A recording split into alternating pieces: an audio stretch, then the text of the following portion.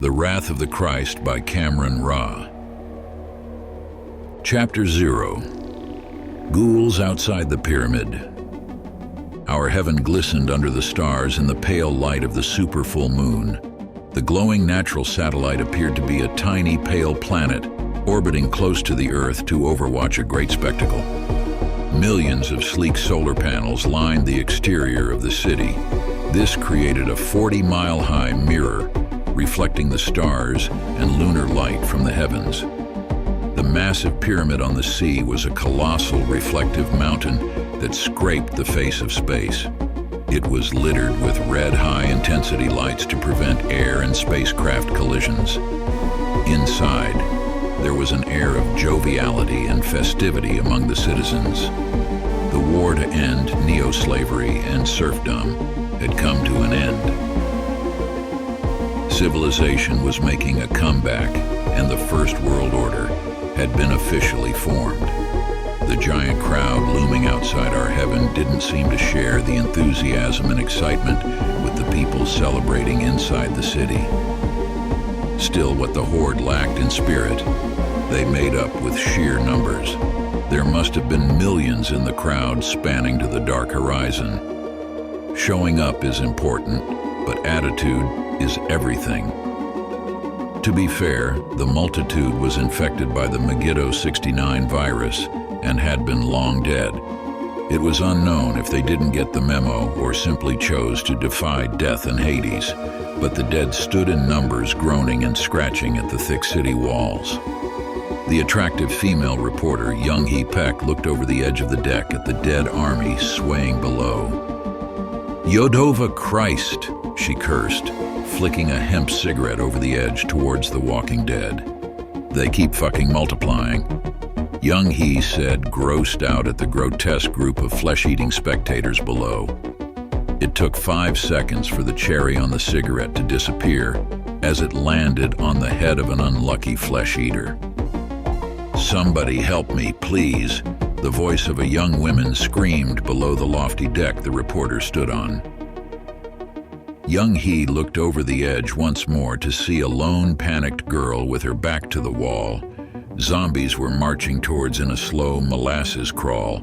She was surrounded on 3 sides with nowhere to run. "Dear God," the reporter spoke aloud. "What the hell is she doing down there?" Young Hee asked herself while casting judgment on the screaming youth below.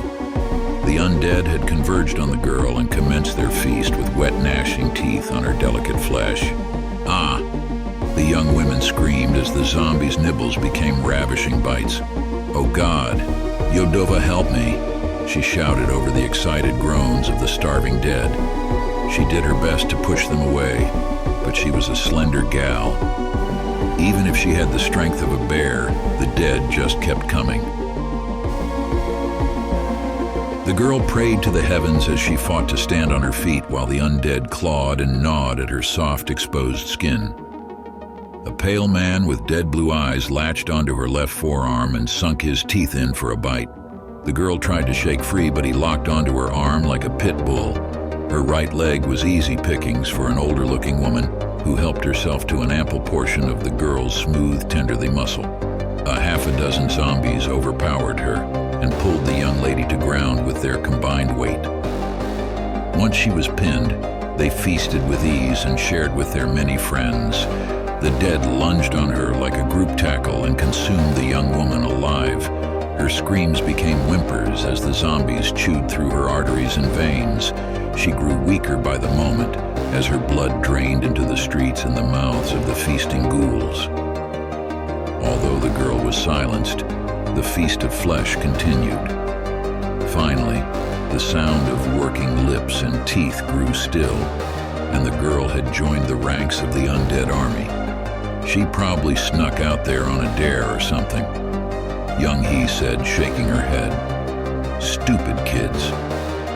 The reporter rolled her eyes, then shifted her gaze to watch the red recording light flash on the mini-camera drone. Although she just witnessed a brutal zombie gang murder, the lovely reporter was all smiles. "We're live from our heaven, the newly appointed world capital. It's the planet's first floating space scraper, built primarily from recycled plastic and aluminum. Young-hee explained with a pristine smile. She was standing on the observation deck 100 feet above the swarming horde of death. There was a 30-mile bridge across the ocean that connected our heaven to the mainland, and it was cluttered with crowds of zombies as far as the eye could see. The cameras didn't show the horror scene with the mutilated teenager. They panned up the illustrious megacity before focusing on the talking eye candy. Trillionaire, recycling mogul, and philanthropist Azriel Augustus was just elected first global citizen, FGC, or President of the World. She spoke into the small, circular, hovering drone's camera. He will be addressing the world from 40 miles above the surface from our heaven's penthouse palace, she announced, pointing to the shimmering pyramid. Azriel's camera went live in the upper-level auditorium overlooking the earth. He sat in a modest chair to address the world. He was a handsome man, with his thick black beard combed out and lined up sharply. While he had long locks that extended to the middle of his back, his hair was tied up tightly in two small buns. His silk charcoal three-piece suit glistened under the LED lights. He wore a purple silk tie with a large double Windsor knot. He hid his discomfort in the formal attire. He preferred armor and felt naked without a weapon and a Kevlar suit. Still, Azriel radiated confidence, strength, intelligence, and authority. Although he was a genius with an IQ well over 200, he was a warrior by trade who took great pleasure in destroying formidable foes. He mastered the game of chess at the age of 12 and grew to move real soldiers across the board. After leading troops into battle for over 20 years, he decided to lead the world in peace. Citizens of Earth, isn't that a wonderful concept, to include all who share our planet in one unified society? He asked the camera rhetorically. The notion of borders, banners, and nationalism are antiquated ideas we had to abolish to rebuild our recovering new world.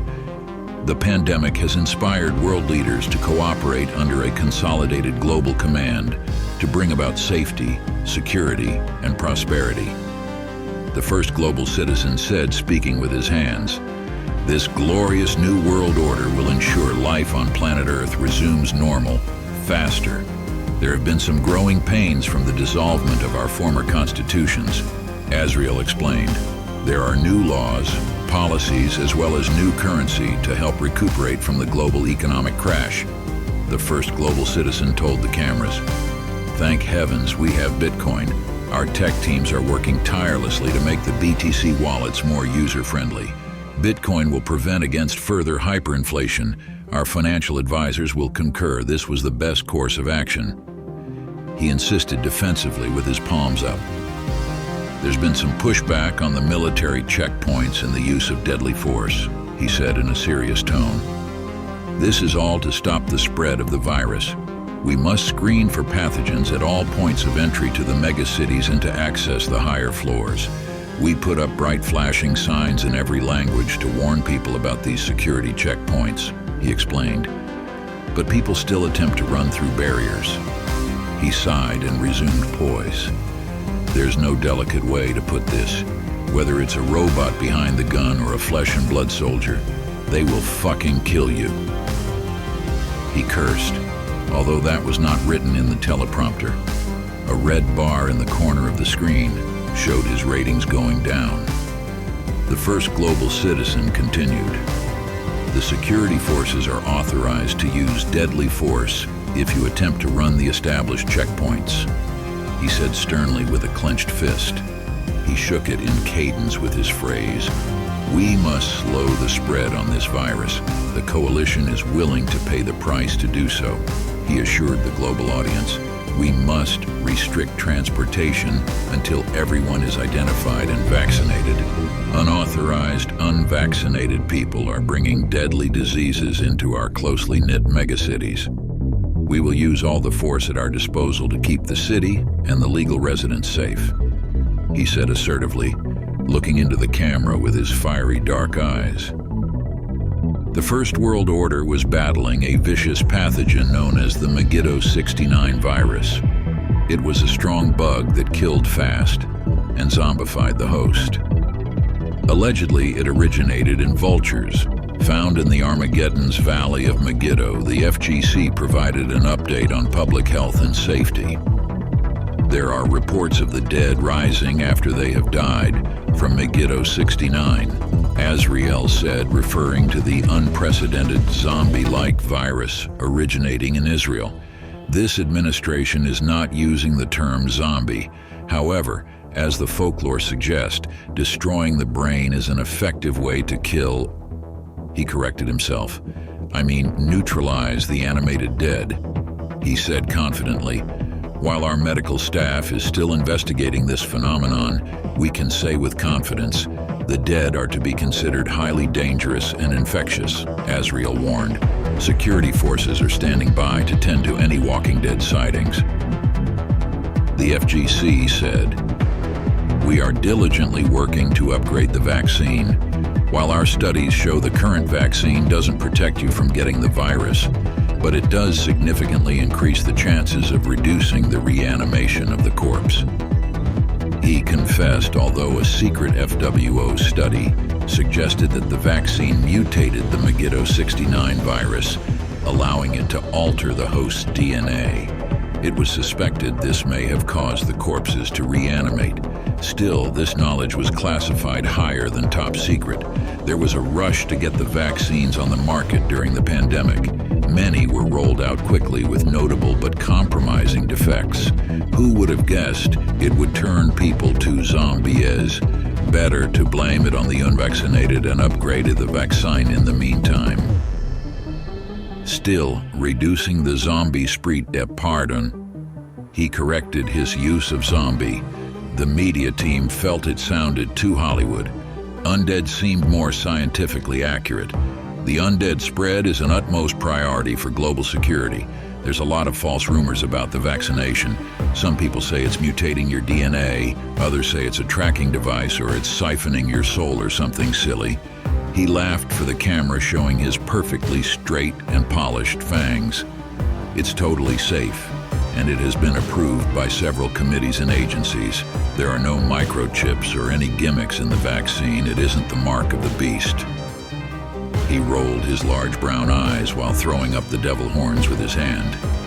It's cutting-edge technology that is saving the world.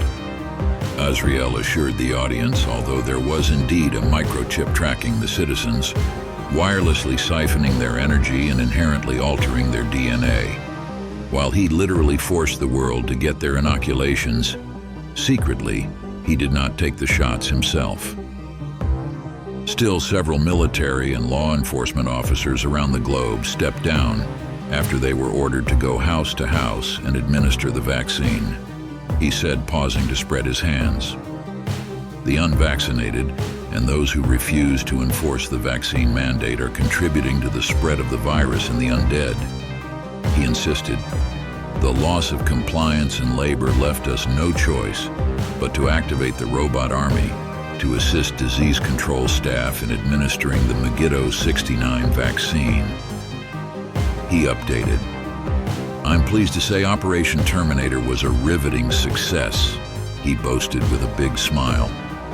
I know, the name sounds like something from a James Cameron flick, but these killer robots helped slow the spread, Azrael said into the camera. Nearly 80% of the global community has been vaccinated. Sure, it took brute force, but we're getting it done. The FGC boasted. Of course, this was not without incitement. We have had over 20 use into robot on human deaths since the rollout. Notwithstanding, 99.99% of the killings were justified. He said in defense of the killer robots, there are several anti-robot resistance and Christian extremist groups committing terrorist acts against our mobile medical teams.